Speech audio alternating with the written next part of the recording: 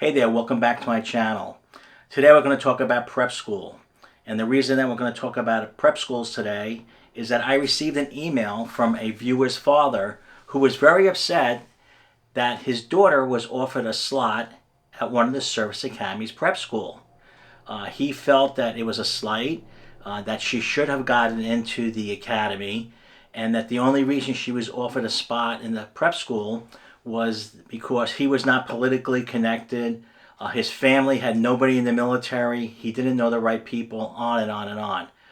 Which I can assure you, I don't know who the nominating authority was, but I can assure you that that was further from the truth. And that is not why his daughter was offered a slot in the prep school. What I did write back to him is that being offered a spot in the prep school is a gift and that his daughter should take it. Now let's talk about the reason for prep schools. The reason for a prep school is that the service academy thinks that you are a good candidate, that you would make a good cadet, midshipman, and ultimately a good officer. But you don't have the academic background to be successful at the academy. So instead of taking you, putting you in the class coming in, the class of plebes or whatever they have at your chosen academy, where you will not be successful, they send you to the prep school. And the prep school prepares you for calc, physics, chemistry, military bearing, all those things that you need to be successful at your chosen service academy. So if you're really a good athlete, you have a really great background, you have a lot of positive things for you, but your academics aren't up to par, they might offer you a spot in a prep school. And I strongly encourage you to take that spot. Now, prep school is not a free ride. You just don't go to the prep school, do your year there or whatever, have a good time, go out and party. That's not what it's about. You have to have a minimum grade point average. You have to maintain that. You have to maintain physical standards, and you have to maintain your moral character. So if you don't do well there academically, if you don't do well there physically, and if you do something like get drunk or carry on, you're not going to stay at the prep school, and you are definitely not going to get an opportunity to go to your chosen service academy. Now, not all prep schools are created the same. Some prep schools, the academy fully supports, and I'll use, for example, the Naval Academy Prep School up in Rhode Island. NAPS, N-A-P-S, Naval Academy Prep School. You might get a scholarship, for a better word, to go there. The academy may cover you, the alumni association may cover you to go there. It might be no financial burden on you, it might be a minimal financial obligation for whatever. Other schools may offer you a slot at a military college. There's New Mexico Military Institute, NIMI, where some of the potential cadets midshipmen go to.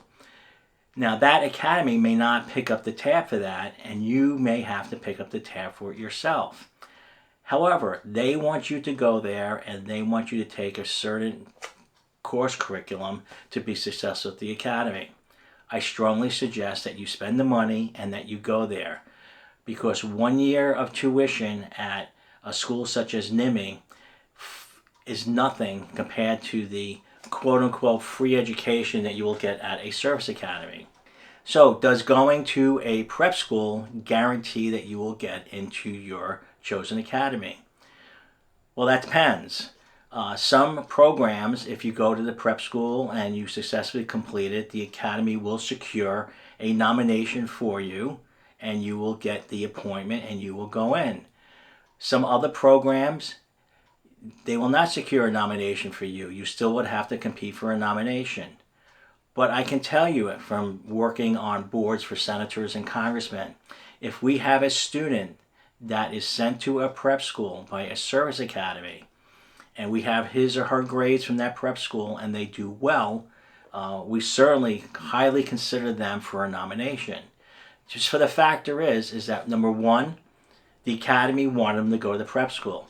Number two, they went to the prep school. Number three, they did well at the prep school. And obviously, they're willing to spend 5 years in college to become an officer in the United States military. So those are four things right there that are very positive for receiving a nomination. Now, if you go to a prep school and you're not successful, what happens? Well, you'll be asked to leave. You'll be asked to pay if you're on a pay-as-you-go plan. But would you be considered in the future for a nomination to a service academy? Well, that depends. It depends what you did when you were asked to leave the prep school. Now, most likely the nominating authority, the congressman or senator, will not know why you left the prep school. But once they see that you went to a prep school, there will be a question of why you left. It could be for a lot of reasons. Could be personal reasons. Could be a health reason, you broke your leg, whatever. Does it preclude you from getting a nomination in the future? No, but it does make it much harder. So to conclude, if you get the opportunity to go to the prep school, if they offer you that opportunity, number one, that means you're not going to get an appointment to the academy. I strongly suggest that you take it. If a different academy offers you an appointment and it's an academy that you would like to attend, I definitely suggest that you consider taking the appointment, but knowing that the other academy did not think that you were up to par with your grades and that you may have problems at that chosen academy.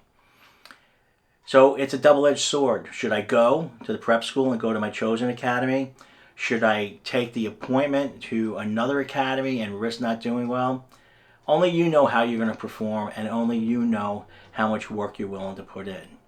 So I just want to say thank you. If you get the opportunity to get into a prep school, take it. If somebody offers you that opportunity, it's definitely not a slight. It's a gift, and that you should take it.